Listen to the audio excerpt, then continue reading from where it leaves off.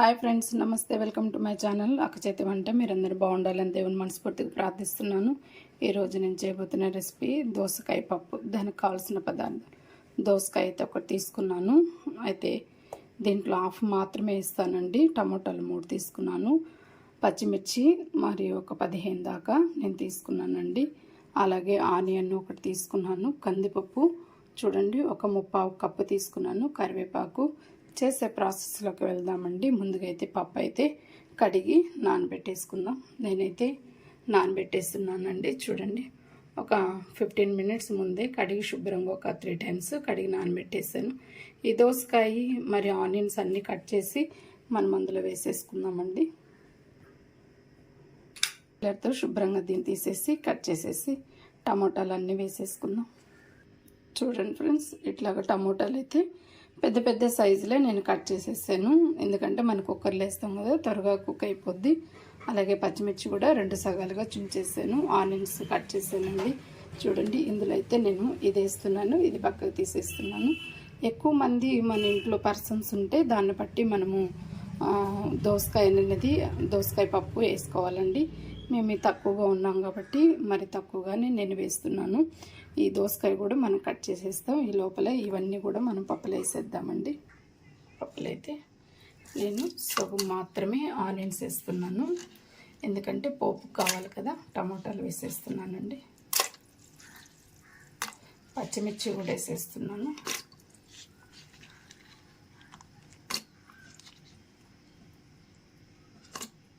చూడండి, దోసకాయలు కూడా నేను అయితే కట్ చేసి పక్కన పెట్టేసుకున్నాను కదండి. చూడండి చింతపండు అయితే నేను నిమ్మకాయ కన్నా చాలా తక్కువగా నేను నానబెడుతున్నానండి. ఒక కప్పులో 2 సార్లు కడిగేసి నానబెట్టేస్తాను. ఇది కూడాను మనము కుక్కర్లో వేసేస్తున్నాను.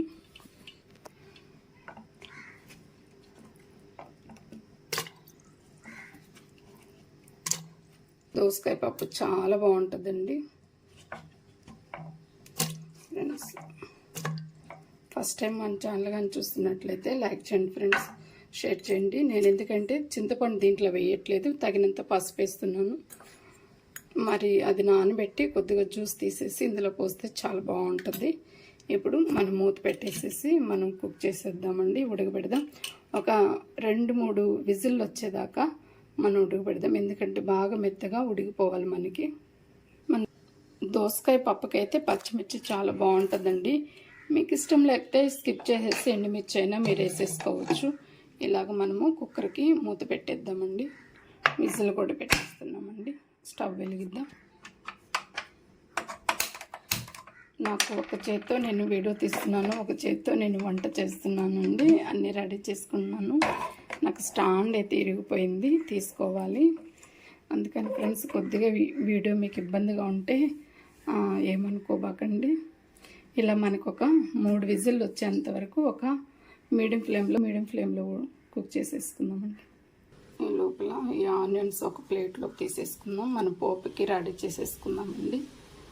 దోసకాయ కట్ చేసేటప్పుడు మీకు లోపలున్న ఇత్తనాలు వేసినా కూడా బాగుంటుందండి.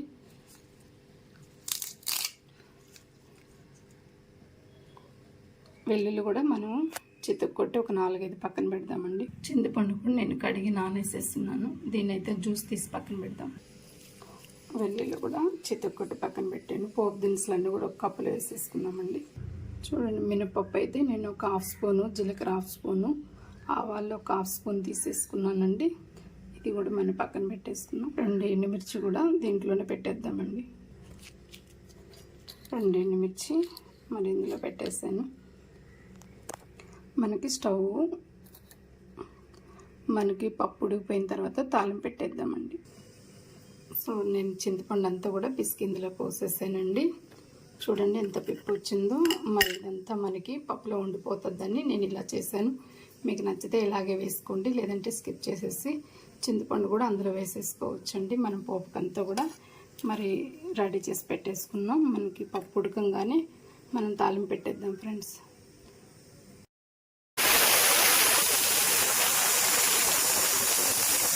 మనమైతే తీసేద్దామండి.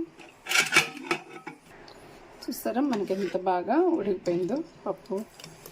చూసారు, పప్పు అయితే చాలా బాగా ఉడిపోయిందండి. మనకి దోసకాయ కూడా అలాగా పప్పు గుత్తి అట్లా పెట్టంగానే కూడా మనకి మ్యాష్ అయిపోద్ది. ఈ వాటర్ అంతా మనము ఒక బౌల్లోకి పంపేసి ఇది రుబ్బేసి ఒక బౌల్లోకి షిఫ్ట్ చేసేద్దామండి. తర్వాత తాలింపు పెట్టేద్దాం. చూడండి, వాటర్ అయితే నేను తీసేసాను ఒక బౌల్లోకి. ఇప్పుడు ఇందులో మనం ఉప్పు వేసుకుందామండి. కల్లులు ఉప్పు వేస్తే మనకి తొందరగా కూడా మనకి మెదిగిపోతుందండి.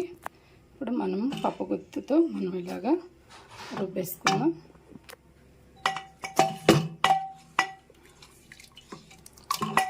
అసలు కొత్తగా మ్యారేజ్ అయిన వాళ్ళకి వంటలు సరిగా రావు కదండి, అలాంటి వాళ్ళు కూడా చక్కగా ఇలాగా దోసకాయ పప్పు కానీ ఏదైనా కానీ నేర్చేసేసుకోవచ్చు. చాలా ఈజీగా ఉంటాయండి. ఇదంతా మనం రుబ్బేసేసి ఒక బౌల్లోకి తీసేసుకుందాం. చూడండి ఫ్రెండ్స్, నాకైతే బాగా మెత్తగా ఉడికిపోయింది. ఇందులోనే ఈ వాటర్ పోసేసి మనం తాలింపు పెట్టేసుకుందామండి.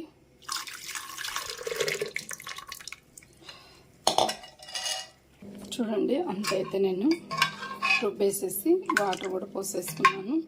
ఇప్పుడు మనము పోపు పెట్టేసుకుందామండి. స్టవ్ వెలిగిద్దాం,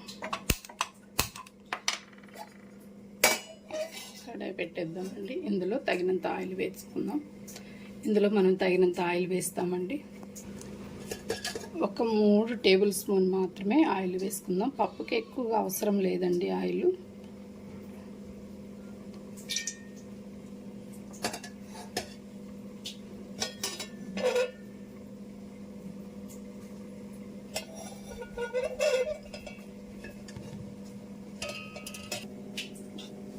చింతపండు వాటర్ ఉన్నాయి కదండి, మనమైతే ఇందులోనే పోసేసుకుందాం.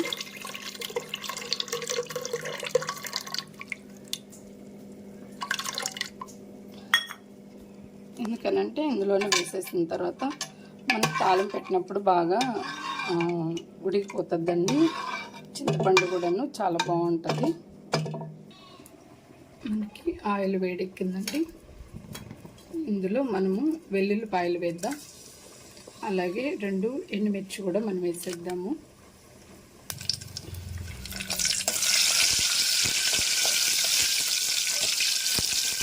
ఇందులో మన పోపు దినుసులు అన్నీ వేసేద్దామండి. జీలకర్ర, ఆవాలు, అలాగే మినపప్పు.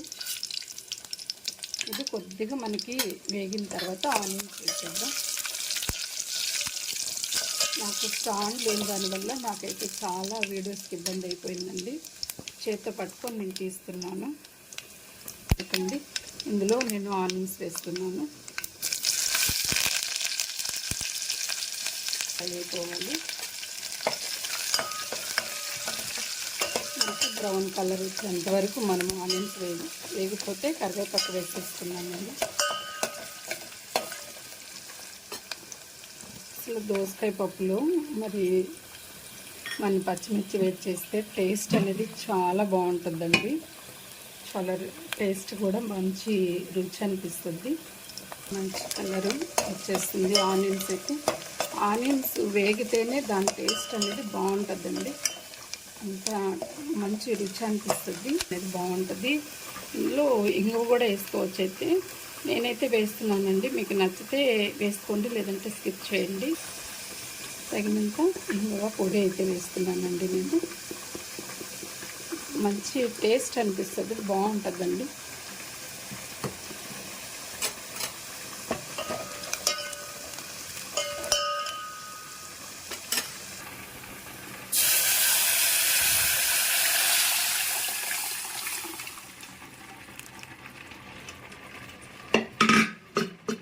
ఇదంతా మళ్ళీ ఒకసారి మనం అలా కలిపెట్టేద్దాం.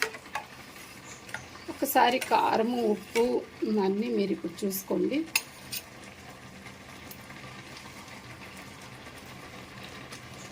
నాకైతే అన్నీ పర్ఫెక్ట్గా సరిపోయినాయండి. మీరు ఒకసారి చూసుకొని, కారము తక్కువైతే పచ్చిమిర్చి మళ్ళీ మనం వేయలేం కదా, కారం వేసుకోండి, మీకు చాలా బాగుంటుంది. ఇట్లా ఒక 2 మినిట్స్ మనకి ఒక 2 సెకండ్లు మనకి మరకగా రెడీ అయిపోయిందండి. చూసారు ఫ్రెండ్స్, ఎంత బాగుందో, ఎంత గ్రీనిష్గా. పచ్చిమిర్చి చేసాం కదా, మనకంత టేస్ట్ అనిపిస్తుంది. ఎండుమిర్చి కన్నా పచ్చిమిర్చి బాగుంటుంది. మీకు పచ్చిమిర్చి నచ్చకపోతే ఎండుమిర్చి అయినా లేదంటే కారమైనా వేసుకోవచ్చు. ఫ్రెండ్స్, ఇలా చేసి మీరు ఇంట్లో వాళ్ళందరికీ పెట్టండి. చాలా ఇష్టపడి మంచిగా కొంచెం ఆవకాయ పక్కన పెట్టుకొని అసలు దోసకాయ పప్పుతో అన్నమంతా తినేస్తారని అంత బాగుంటుంది. ఫ్రెండ్స్, నచ్చితే లైక్ చేయండి, షేర్ చేయండి, సబ్స్క్రైబ్ చేసుకోండి. ఫ్రెండ్స్, నమస్తే, బాయ్.